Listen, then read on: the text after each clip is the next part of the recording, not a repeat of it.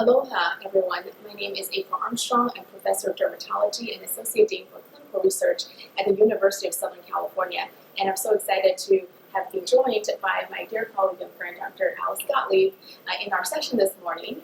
And the title of our session was IL-17 inhibitors versus IL-23 inhibitors. And my part, I talked about IL-23 inhibitors and importantly how our class of IL-23 inhibitors such as guselkumab, todorkizumab, and risankizumab have had really long-term evidence in terms of efficacy as well as continued safety record for that class.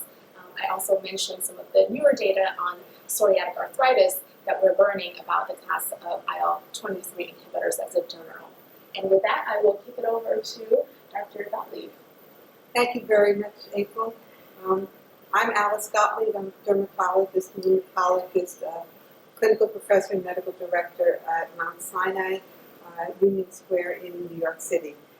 And I gave the IL-17 part of this presentation, and my presentation focused on particular cases where the use of IL-17 blockers may be particularly advantageous.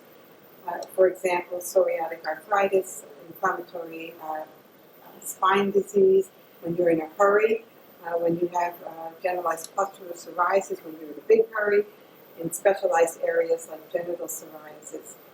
And I focused on giving cases and showing the data that choice of IL-17 blocker treatment